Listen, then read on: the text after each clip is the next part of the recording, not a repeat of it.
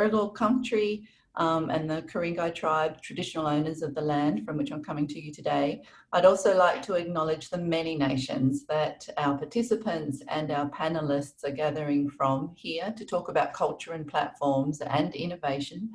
I'd like to pay my respects to elders past and present and welcome all First Nations people online with us today. As I said before, this is our fourth session in our series, Think Inside the Square. Every Tuesday at 2 o'clock, we're gathering here online to talk about topics that the group give us to explore, to find panellists on, to answer your questions around.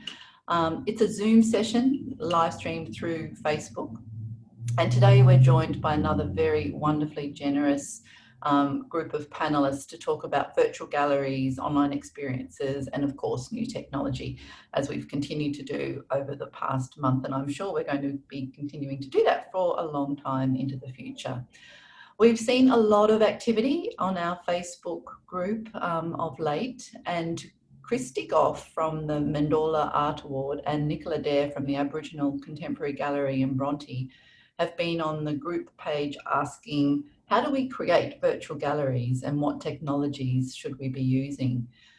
So they're the questions that we took away and came back and gathered some lovely voices with some amazing thoughts and experience and expertise in that space to share with you today.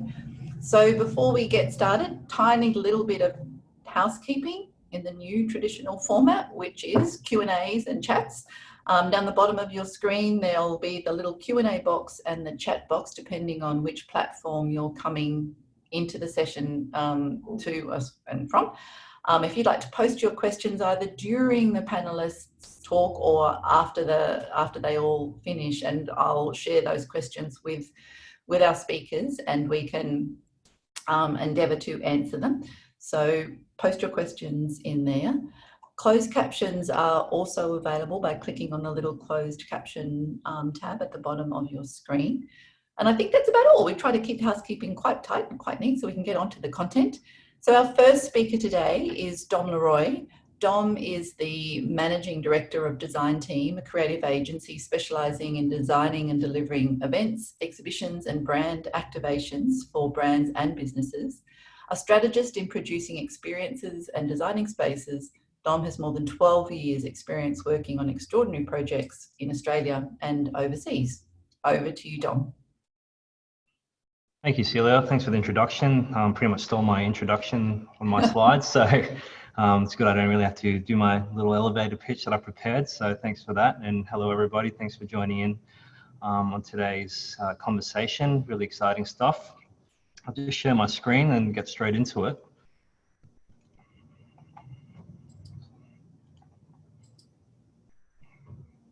Sorry, technical difficulties as usual. Okay, so Celia's, as mentioned at the start, we are Designteam, an independent creative agency that specializes in those wonderful things such as events and trade shows, exhibition stands, brand activations, engaging experiences, all those wonderful things that we can't do for the foreseeable future given the current circumstances we're in. And during this time, we have chosen to I guess, innovate instead of hibernating and launch a new virtual platform that we've called Spaces in conjunction with working with another agency called Merck. But before I dive into our demo, I just wanted to highlight two examples that illustrate how art and technology have worked hand in hand with enhancing visitor experiences and how the two are complementary practice moving forward. So the first example I've chosen here is an exhibition called Reblink, which was mounted at the Art Gallery of Ontario in 2017 and 2018. What the exhibition did, it offered visitors a new way to experience art from Toronto-based digital artist Alex Mayhew through an augmented reality experience that allowed you to see the AGO's European and Canadian collection in a whole new way. So using a dedicated app, visitors could use their device's camera to unlock a modern twist on historical works of art. Through the technology, Mayhew wanted to highlight how much we have and haven't changed over time. By looking at selected work using a smartphone or tablet, visitors could see something unexpected with painting subjects coming to life. The second exhibition that I've chosen is one called Mirages and Miracles. It's an augmented reality exhibition that not only focuses on the technology, but the visitor experience. What it is a series of installations that immerses people in a very poetic way in virtual three-dimensional worlds using augmented reality, holographic illusions, and virtual reality. The installation took a different approach compared to other augmented reality exhibitions where the technology simply enhances an existing work, and they wanted to challenge the visitor and take them on a unique journey and experience, marrying both the physical art with digital, showing how the two can work in conjunction with each other. The hope is that this new format creates a continuous feeling of imagery, digital world, tightly building upon a real world as you view through a smart device, the art coming to life. As mentioned, in response to the situation we are, COVID-19, we partnered with a creative technology agency called Merck and launched Spaces. It's a platform that leverages technologies such as 3D animation, event curation, gaming platforms, augmented and virtual reality. And what we're trying to do is gamify the online experience and effectively replicate a performance space, event space, showroom, or training environments. So I'll just take you through a quick demo of our experience here. So I'll just stop sharing screen for a second and jump on to my demo.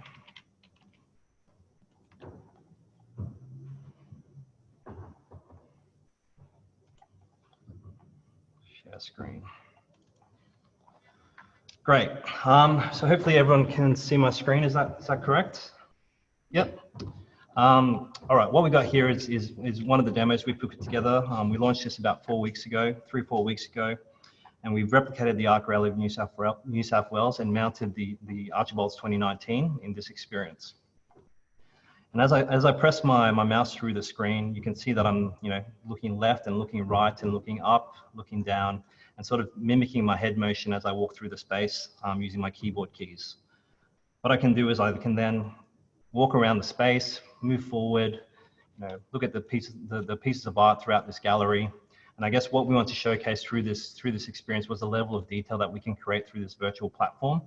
Obviously, artworks being one of those things that you want to represent the artist's work in true form, and we feel that, well, we hope that we've did it through this platform.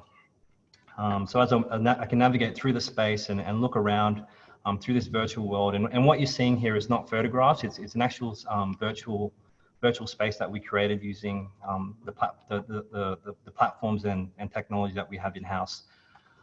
I can navigate using my mouse if I wanted to, so I can simply click on a spot here, and we have the ability to control the user's journeys if you want to, which I believe is crucial and important.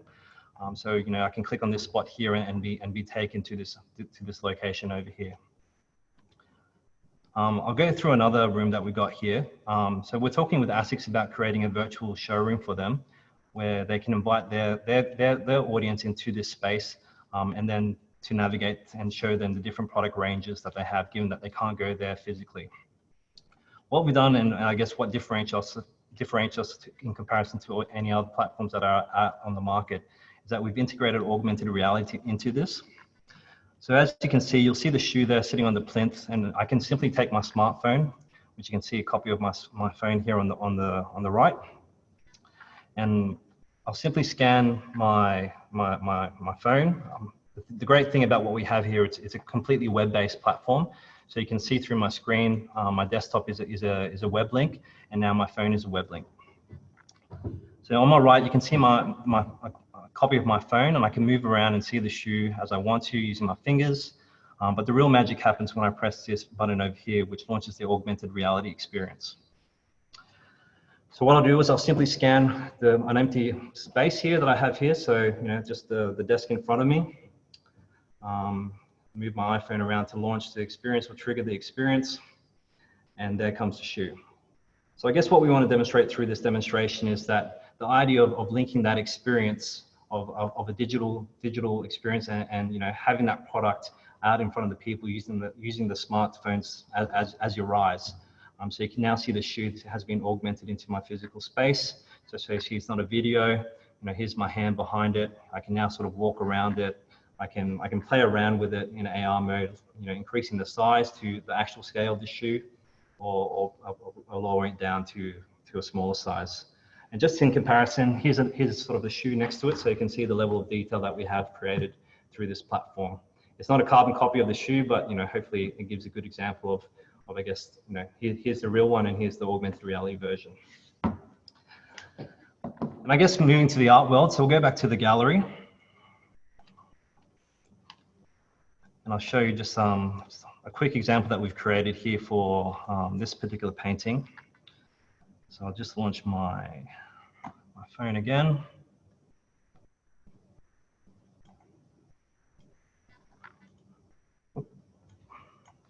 So I'll simply scan the QR code.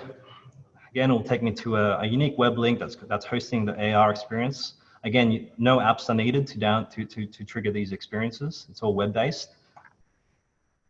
And here's the painting on an easel, as you see. And then again, the real magic happens when I press this button over here. I'll scan the office space or the empty space next to me instead of my desk.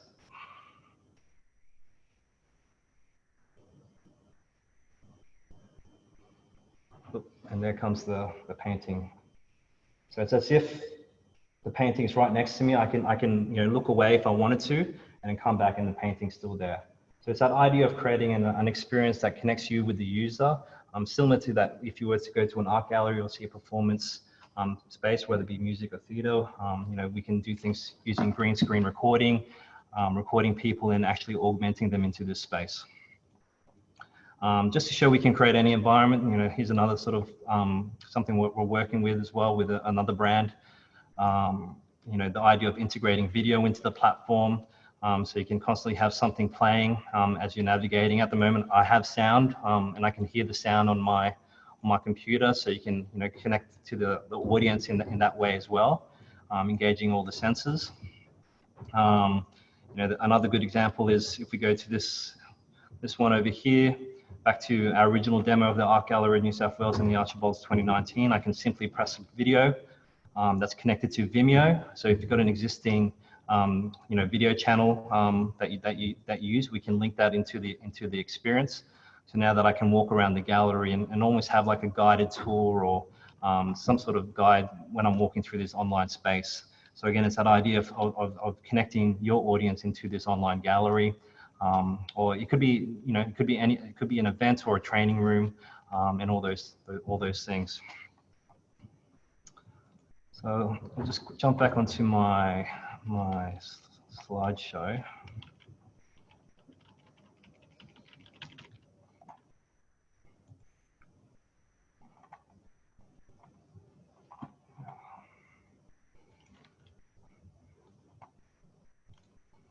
Sorry, everyone. So jumping back onto my slideshow, just to wrap it up.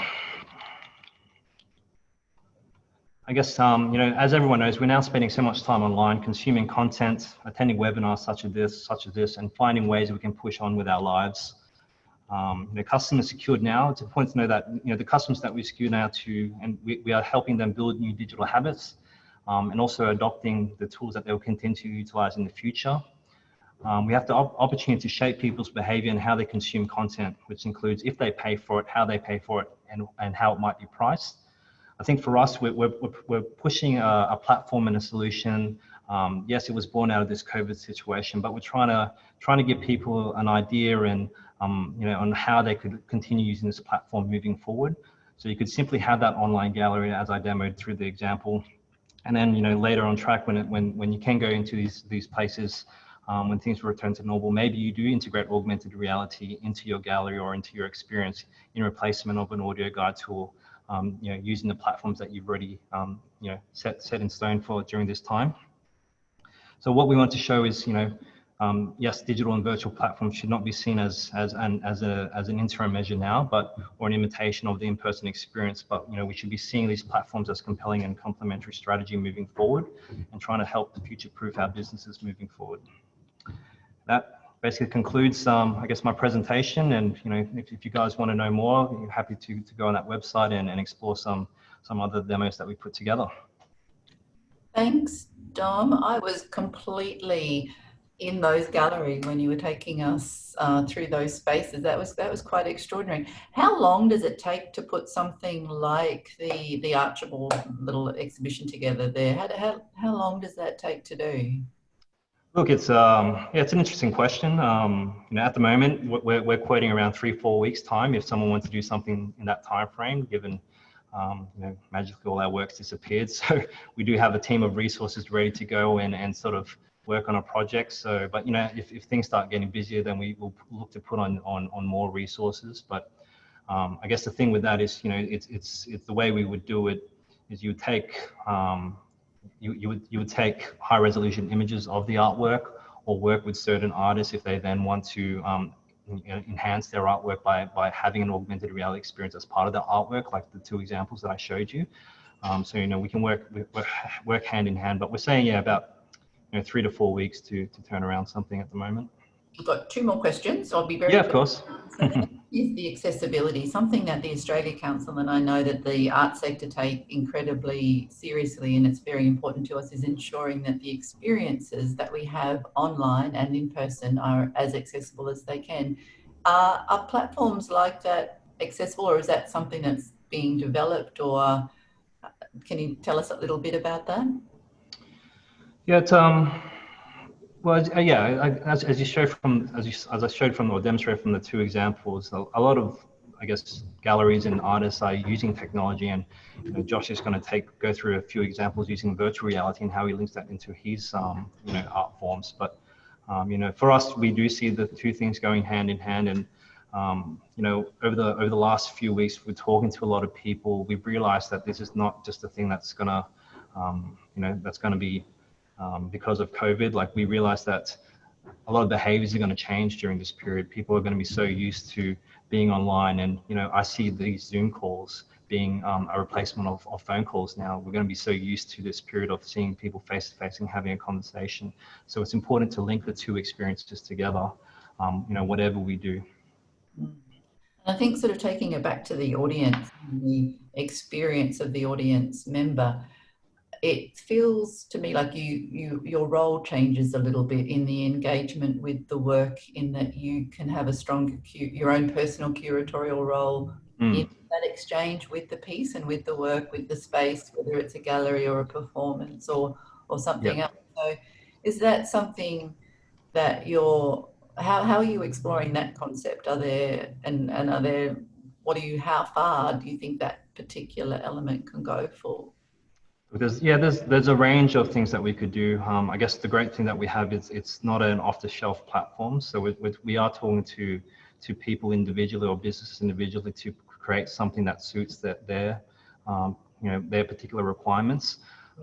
So if you as I mentioned, you could engage the senses. We could add sound, and we could add music as part of the visual component, or you could just have sound if you wanted to. For those that just require that. But we were hoping to have a new demo to showcase, where we would have a trumpet player that's augmented into the space to show, again, a different application to the technology. So I guess what we're trying to educate people is, just because the world stopped all of a sudden doesn't mean we should stop creating interesting and compelling experiences for people. And I guess what I wanted to show with that trumpet example is, imagine if you were in your living room and you're watching this piece of art, and then all of a sudden you can augment that trumpet player into your living room. So it's as if they're sort of one-on-one with you. So it's that connection that we still want to showcase with people of how you can engage with art and performance pieces during this time and moving forward as well. I think we're only just at I know that these kinds of experiences have been explored, but I feel like we're still at the very beginning of the possibilities of where these things can actually go, as both the kind of side of it, but also from the audience member side, on what we can experience and what we can only imagine potentially experience in time. But thank you. We'll jump over to Josh now. Dr. Josh Harle is a multidisciplinary researcher and media artist with a background in computer science, philosophy, and fine arts. His practice explores the contemporary use of digital technologies to map and make sense of the world, critiquing the opaquely ideological practice of digital capture and the abstract representations of space that mediate our engagement with the city. And quite a mouthful. Thank you for getting stuck into that introduction. I'm glad it was you rather than me, actually, because you've done the legwork for that intro. I'm not going to go too much into that opaquely ideological sort of side of things today, but I'll jump straight into the screen share now. And what I'll be doing is just going through a little bit of my practice and also talking through how I've been working with other artists from more traditional mediums, and just exploring how digital technologies and virtual reality can be used for making new works sort of native to that technology. So I have a research initiative called Tactical Space Lab. As Celia said, I would describe myself as a digital artist, researcher, and educator. I come from a little bit of a weird mixed background. So I studied computer science and cybernetics many, many years ago. And then sort of had other interests in different directions. So I studied philosophy after that, and then fine arts, and then finally brought it sort of together in a PhD in architecture and design. It sounds a little bit weird, but it's sort of the bringing together ways of understanding how we make sense of the world using digital technologies. So basically how all of these things are aiding and changing the way that we look out into the world and we understand it and we map it and things like that. So one of the projects I did early on as part of my research was using computer games to model speculative architecture for places like Town Hall in Sydney, big public spaces, and just saying, okay, if there is something like a fire or some crisis situation, how can we make modification to the architecture in a way that will aid people moving through that space and reading the space a little bit better? I'm just going to blaze through a whole bunch of different sort of examples of using digital technology in different ways. I suppose the thing that the thread line through all of these is that I was looking at technologies that are normally used for a particular way of sort of making legible things like Google Maps, where it's very easy to go to a business meeting from A to B, following the directions that it gives you. But I was looking at the use of those technologies for more of an expressive sort of outcome. So this work is one where I walked through different cityscapes with a video camera looking down, and I just sort of joined them all together into a big pathway. So, you know, a technology that you could use for building this big model of the city, I was using for just sort of capturing that gesture of moving through the city. A bunch of other things. This is a robot platform that I built that was sort of self-defeatingly trying to map the gallery space. So it would go around, it's got a little iPhone on the top of it, go around trying to build, similar to the other projects, a map of the gallery, but as it's going, it's drawing this little path and sort of changing the territory that it's doing. Working with more traditional approaches to building 3D models. So this is probably applicable for this a little bit more. I was commissioned to build a game version of the MCA a few years ago. So I have a few bits and pieces from that. Video. And this was good fun projects, a lot of work to try and get the different things in there. There's video works. I had a helper there who was, I think we spent like 4 weeks going through and taking, so there's Richard Bell's video playing there. There's a whole bunch of sculptures that we sort of reconstructed with photogrammetry that I'll talk about in a minute. Working with some other gallery spaces. And I'm really interested in that sort of craft of building a VR or a 3D representation of a real space, because there's always something different. It might look convincingly like the original thing, but there's always this sort of like gap between what the original thing looked like and what the actual thing looked like. So another project that I did was working with someone in a courtyard residency in Beijing who was sending me pictures over WeChat, which is sort of Facebook equivalent. And I tried to do a reconstruction just based on the photos that they sent me. And then we had a sort of side-by-side comparison of them walking through with their video and me walking through with my reconstruction. Just I liked that sort of point where if you looked at the reconstruction itself, it looked convincing, but then up against, there was a little bit of a gap. Another technology that I've been using a lot for the last, say, 10 years is this technology called photogrammetry. It's really powerful way of building models of things in the real world. So from that sort of 3-second video, you can build a 3D model, which is the thing in the middle, and then you can go on and do anything with it like 3D print. I've done a bunch of projects, which are sort of large scale photogrammetry projects. Basically, the technology just takes either video or hundreds and hundreds of images, if you can afford to take the time to take them, and will form a 3D model of the environment from those images. So this is actually a render of the reconstructed space. I've used that same approach for things like flying a drone over different villages and building 3D models of them. So this is a village in Yunnan in the south of China. And we put that into VR so you can sort of go in and scale from 1 to 1 or be a giant sort of range over the valley.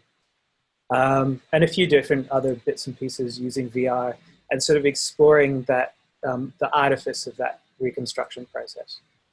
More recently, I've sort of moved away from my own practice and started taking those technologies that I've been working with to work with artists from more traditional practice, so sculptors, painters, installation artists, performance artists.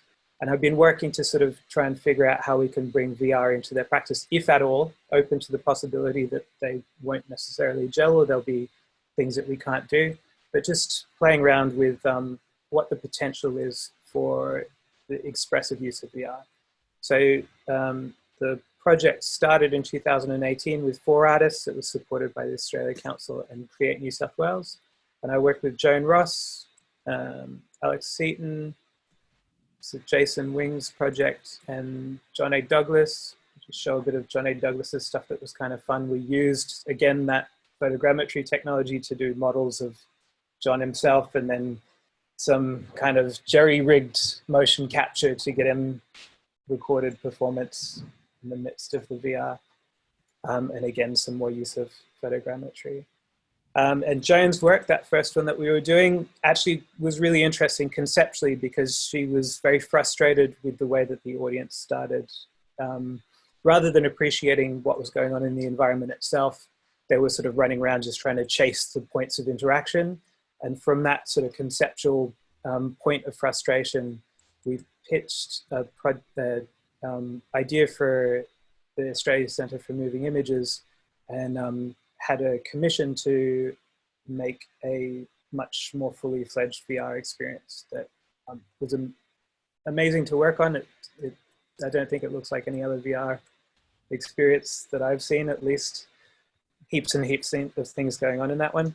And then from there, at the same time as running these different workshops, I suppose I should name drop the artists as well for this 2020 group, because they're fantastic people. So Tarek Alat, Chidam Adamir, Kylie Banyard, Nick Cassie, John Gillies, Grace Kingston, Jason Fu. It's actually going to be Claudia Nicholson and Louise Zhang. So really looking forward to working with all of those artists. And at the same time, one of the things that I'm trying to do is just say, look, VR is sort of presented as this totally opaque, magical technology that's really impossible to get started in, and you need to be some wizard, tech wizard, to get into it. But actually, the tools for making things in VR are pretty much comprehensible to kids. So I've been working with kids' workshops, just walking through the process of how to make things in VR, and it's effectively like making a diorama. So you put things into a 3D space. So from those VR studios from 2018, I was working with Joan Ross's sort of collage approach, which is what you can see in this workshop, where the kids were drawing pictures and then we'd scan them and put them into the VR space. A few of those, and they'd also make little designs for their characters, so they could all have their characters represented in the space. A few different projects with that. And then with John A. Douglas's one, we were using that sort of photogrammetry approach where the kids would model things in Play-Doh and we'd walk through the process of scanning it, and then we'd put those into the VR space. And if you can see, we sort of made it a giant city. So they'd model these tiny little Play-Doh things and then have the opportunity to be in amongst the buildings at 1-to-1 scale. So that's the sort of things that I'm working on at the moment, the VR studios with the artists, and also sort of just trying to, in parallel, talk about the process of building VR and sort of demystify the technology, I suppose you'd say. Yes. Oh, and here's a picture of an adorable tiny human wearing a VR headset, just to finish it off. Let me jump out if I can. Thanks. Nice. Cool. Thank you. I'll just have a quick look at the questions here because I just couldn't see. Another question about cost for things like that. Are you able to give us an indication of, or a ballpark of what kind of cost an artist or a gallery space or someone would look at if they were doing something in that space? Yeah, I mean, it's basically it's artist fees for the time, right? So the development of a work, because what we're looking at more rather than representing actual spaces, we're talking about just however long it takes to go through that process and working with that technology. So for the VR studios, we are paying the artist an artist fee to be involved in the project. I suppose if you're going to think more practically about the use of these sort of approaches for building galleries, there is a very straightforward workflow where you can just build things in SketchUp, which is a free tool for architectural modeling. And you can build your room, you can grab digital images and put them into things. And then actually Unity, which is the bit of software that we're using for building the VR experiences themselves, effectively what you do is build your model in SketchUp, which is designed to be a sort of tool for the layperson, just quickly sketching up 3D spaces. If you save that file, Unity you don't need to import it or anything. Unity will just take that file and can throw it straight to a VR experience. So that process, even with, I went through these workshops with high school kids doing that process, and you can do it, you can get something from SketchUp into the VR headset in about 30 minutes in that process. And then people can sort of refine what they're working on and experiment and play around. It does take a while to get to sort of finesse your mastery of SketchUp if you really want to do complicated bits and pieces, but it's very powerful. Both Unity and SketchUp are free tools. So I'd say anyone who's got a casual interest in exploring VR, you don't need a VR headset, just get SketchUp, get Unity, and just start playing with representing those spaces. It's not necessarily appropriate for doing sort of public-facing models of gallery spaces, but it's a very quick way to get things into VR. And I think very transposable to so many different age groups and areas of practice and ideas as well. Like, it doesn't need to be just a literal taking something from this space and putting it into another space. I guess the imagination is where, I guess the limit is, you're limited only by your imagination in what that new virtual experience could be, I think is what I'm sort of trying to say. Is that right? Is that? No, absolutely. I think it owes a lot to theatre, actually.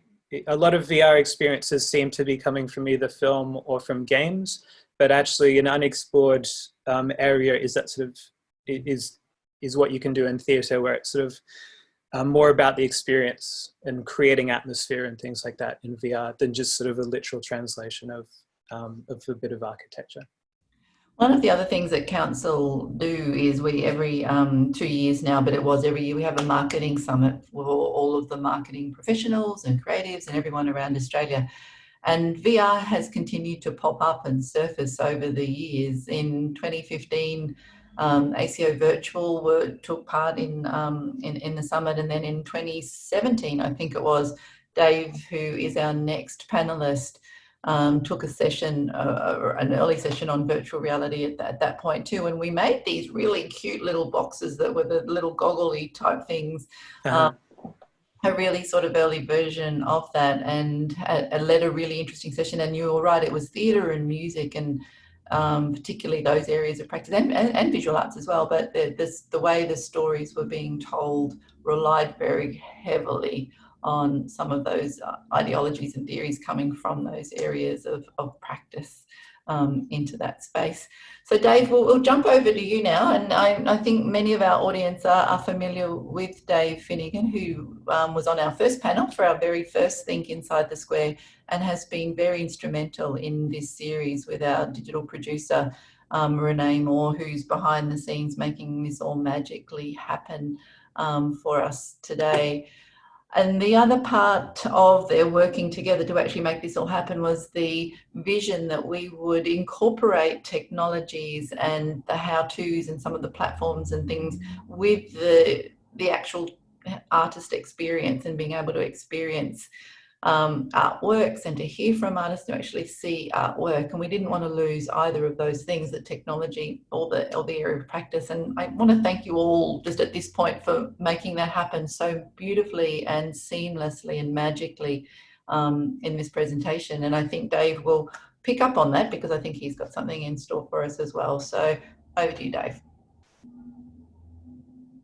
You're muted. Yep. Sorry, can everyone hear me now? Hello? Yep. Great.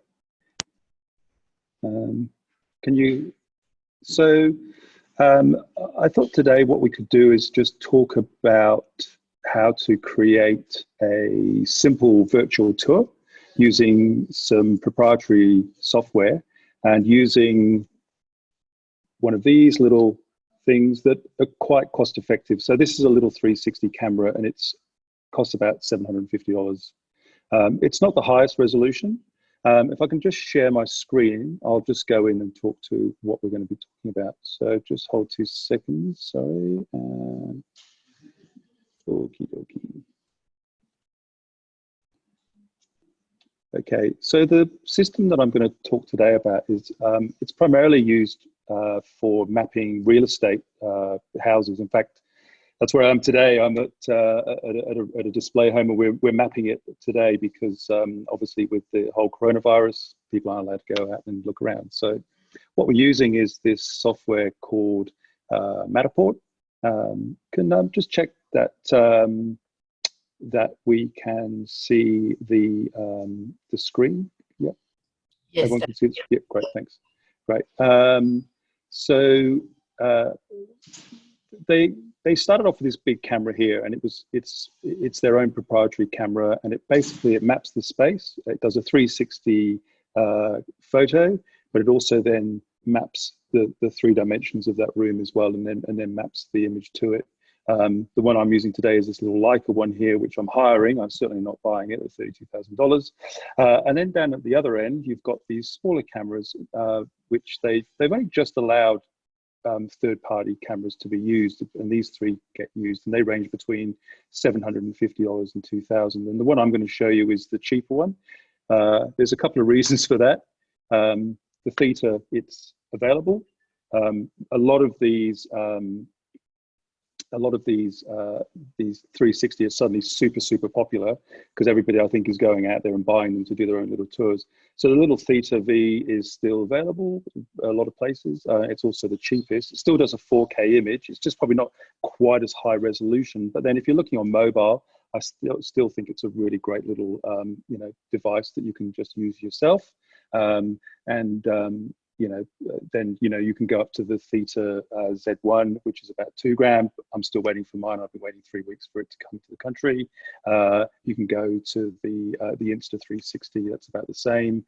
And if you've got a cool $32,000 hanging around, you can go and buy a Leica camera as well.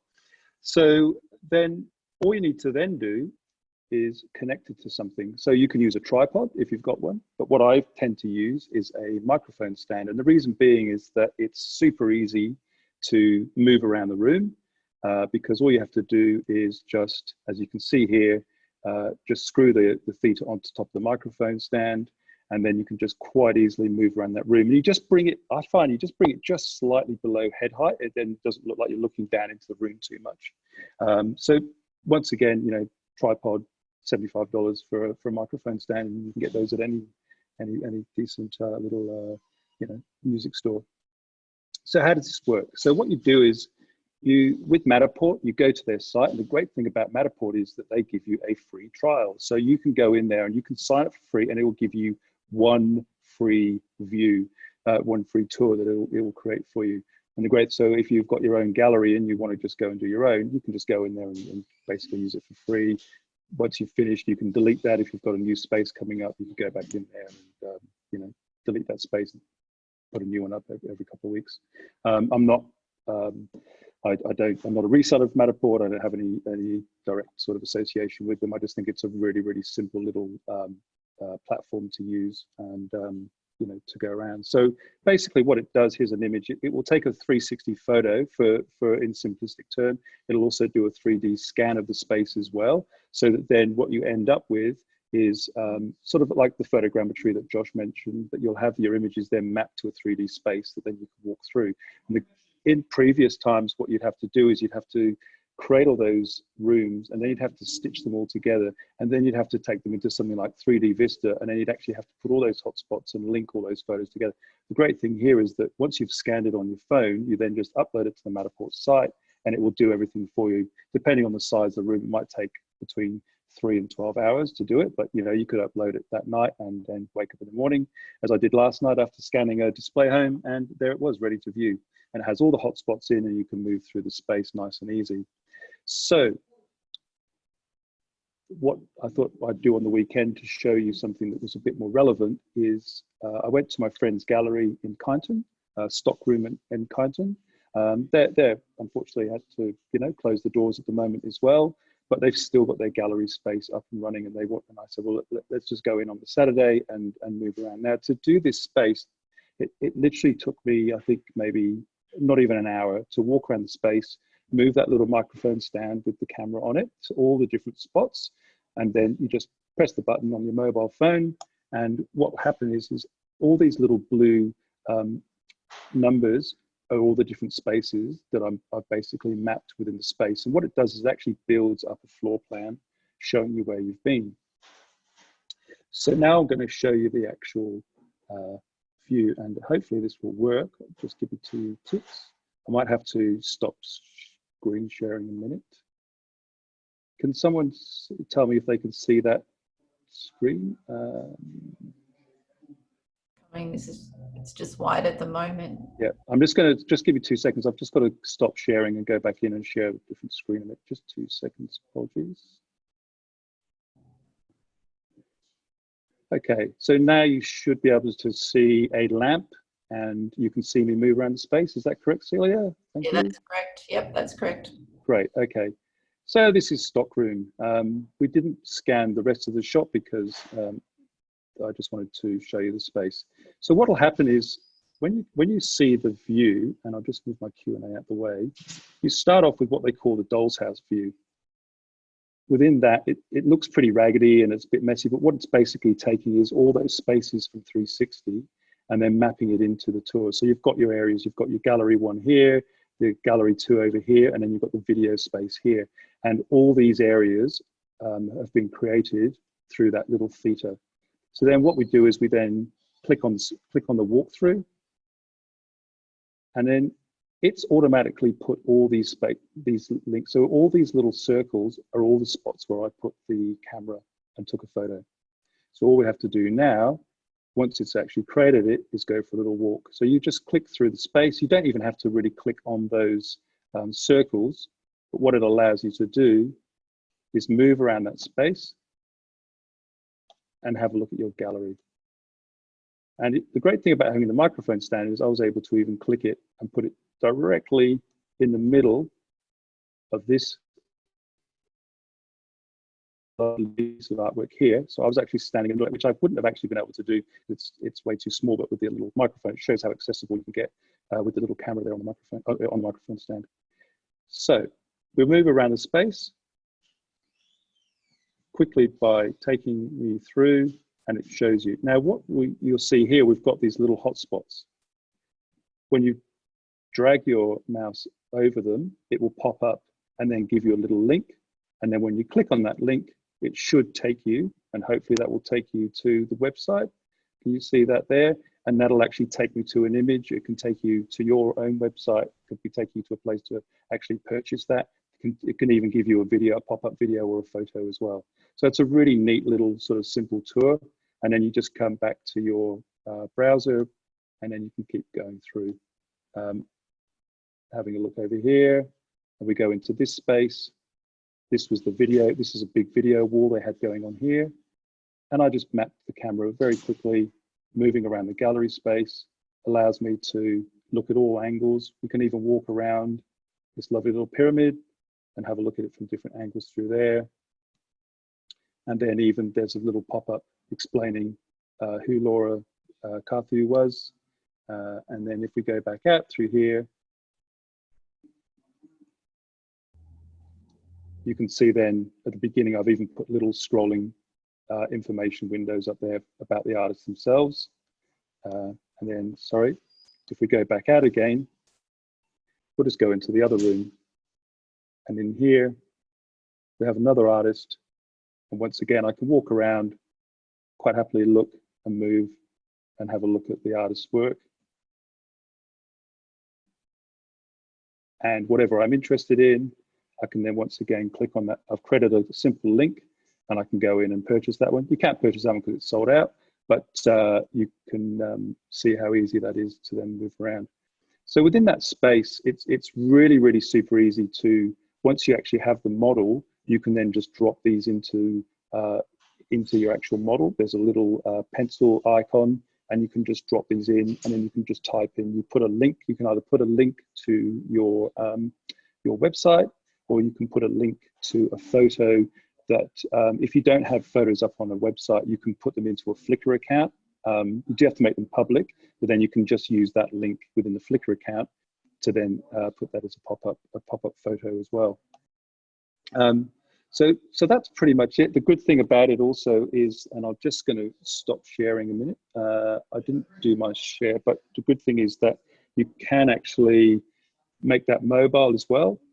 And it's super, super easy. Once again, moving around, clicking through that space.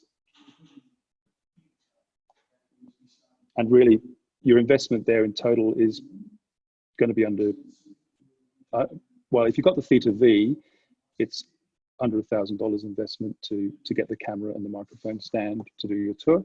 If you did want something that was much higher quality and better resolution, then there's plenty of people out there that have got the larger Matterport cameras that would quite happily be able to go around and do that space. And there's been some really, really cool spaces that have been mapped out already. I posted online, NGV had done some great tours of the Cause exhibit and the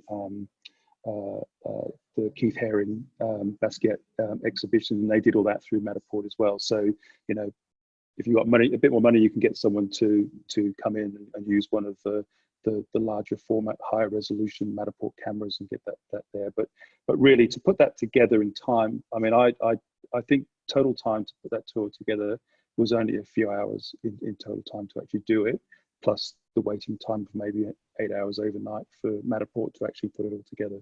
So you don't need to have any technical skills apart from knowing how to basically cut and paste and copy links. That's pretty much it, I think, at the moment. So I just, nice simple way of doing a tour that hopefully gives you a little bit more access, that if you are a small little gallery or a little art space, or you want to show off and you're not quite sure how about going about it, that's I think is a really good starting point. Cool. Thanks, David. While we're all talking about Matterport, I'm just going to jump between questions, everybody. From Claire McKenzie, can Matterport work for outdoor spaces? Yes, it can. It does sort of a bit of a weird thing when you move through them. It will do it. It doesn't like really, really large areas outdoors, but yeah, it certainly can work in smaller sort of areas. So, probably what you would do is just it's all about how the distance you have between this photo to the next photo, that it can align all the points. So, you know, if you're in a house or in a room, you've got square walls and floors, it knows how to actually take those sections. But then when you go to an outdoor area, I would just suggest just doing a smaller space. If you go to the Matterport site, which is just, I think it's just matterport.com, it will, I'll just type it into the chat afterwards. But if you go there, they've got loads and loads of examples. You can just have a scroll through and, you know, check out what other people have done. And there was a cool one I saw last night. Someone had put they built this caravan, and it was a custom designed, really cute little caravan, and it was sitting on the beach, and he'd shown all the inside, and then you walked outside and you could walk around the caravan, and you know, he'd set up a little table and chairs and a bottle of wine and stuff as well. So it really kind of set the moment of, you know, sitting on the edge of the beach in your caravan if you wanted to do that sort of thing. Cool. A note from one of our other panelists, which is a little bit earlier, just reminding us that we can actually, or you can actually hire many of the cameras to, if you yep. an outlaying for any of the cameras. So just keep that in mind, that hiring cameras is an option. But having said that, Kim Mashin, I'm sorry if I'm pronouncing your name incorrectly. Dave, can you talk us about the camera again that captures for Matterport? Which was the camera? That little. Yeah, so I'll just go back to sharing screen. So the cameras, they range from, and I'll just type them into, there's the Theta V, which is the cheapest. I would suggest if you can afford something a little bit more, you could go up to the Theta Z1, I think it is. They're sold out worldwide. I'm still waiting 3 weeks to get one. Or you can do what Celia said, and you can hire them. So like even the Leica Black, the BLK, which is that little domed one, that's you know, it's 32 grand, but it's kind of used by surveyors and stuff. So because it's so high end, but you can hire it for, you know, a couple $100 a day, you know, and you get a super high quality one. I don't know if anybody hires the Matterport cameras themselves, but I'm sure there's someone out there which will hire them. So yeah, you can certainly hire them, and yeah, if you just go online and you know, have a look around, someone will find them. So this is a question for all of our panelists from Kim again. Considering the scope for appropriation, manipulation and re-representation of artists' work, what kind of protections should we write in? Should art be considered as open access material for any digital platform? Thinking copyright laws, thinking audiences, thinking taking us into the future, thinking all of those things to ensure the viability, the value of work and practice is sustained into the future with the appropriate protections and the appropriate protection for the artist, the artwork moving forward. Does anyone want to have a bit of a go at that one? I guess the question of should it, I don't know necessarily, I mean, you'd say that probably it's covered under the same sort of thing as photography in general at the moment. So the question might just extend to, is a sort of legal protection for the reproduction of art that's covered by photography currently satisfactory? I suppose what you could say is that if you take, with photogrammetry, for example, if I took 100 pictures of a sculpture, I could 3D print that sculpture. So the implications of what's happening when you make that documentation process, or do you do that capture, it was probably not anticipated when people were thinking about what it means to take a photograph of an object. That's certainly an issue. No, completely. And just another question back to, actually, Josh, I'll give you this question because this one was directed to you from Sebastian Barden. Why Unity over the Unreal Engine? I mean, there's a little bit of a holy war from people who develop in either one. The reason why I teach in Unity is that the community is nicer, is more friendly. So, you know, it's not necessarily, Unity doesn't necessarily look quite as swishy and beautiful as Unreal without effort, but it's getting a little bit better. But if you're teaching people how to use Unity, you can tell people, look, just go on the internet, ask a dumb question, and people will have answered that dumb question. And people are nice about it as well. Whereas if you're working with Unity, in Unity, there's people from like very, very beginner to people doing some fairly complicated things. If you ask the same questions about Unreal, I just found that the community is much more elitist, I suppose, and a little bit less helpful in that process. So it's really just about teaching and sort of accessibility to learning resources around Unity. Sure. So jumping back to the topic of cameras, and I know that a couple of brands and types of cameras have been noted, and I just have to also note that we're not pushing one particular camera or brand or other over any others, just literally discussing options in this particular forum. What are there other brands of cameras that any of you have used or would like to talk about to achieve some of these results that you've demonstrated today?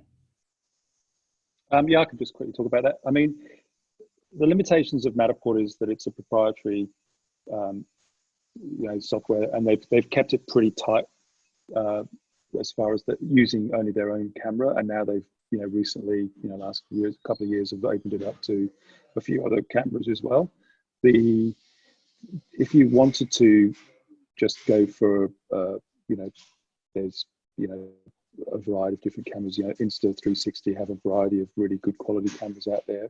So you could use one of those, but then you'd have to use another 360 tour site to actually go to that. I think there's Cupix, Cupix, that you could use. I use 3D Vista, which is like a $400 or $500 program to use, but it then becomes quite sort of tech heavy as far as creating a tour, and a lot more time consuming. So what you may be saving on buying a $750 feed of V using the Matterport, then you're then outlaying in software and the time you've got to do it from that end to there. So, but the ones that I think are really, really the top of that sort of lower end price point are the Ricoh Thetas, or Insta360 do really, really amazing cameras as well, considering their price. And I think they're both the leaders really. And like the Insta360 Pro that I have, which is like a big sphere one, 8 cameras, but then then that's like a $7,000 camera. So they're still quite expensive when you do get up to that higher end. So I would be looking at the lower end, and the accessibility would be probably more easy. And Dom, working in your space with it as well, you would take away the worry of a camera, wouldn't you, if you worked with someone with a company like yours? Is that right, or is that do you have any recommendations in that space as well? Look, we the space that I demonstrated was a virtual space, but we could also use 360 photographs and integrate that into the platform. So instead of a virtual space, it could be so that art gallery of New South Wales could have been a 360 photograph as well, and we could have still, like Matterport, we could have integrated those hot spots. But I guess the added element to enhance the experience was that augmented reality component, which is what we're trying to push, is the fact of creating an experience with the digital platform, not just a sort of a walking tour online.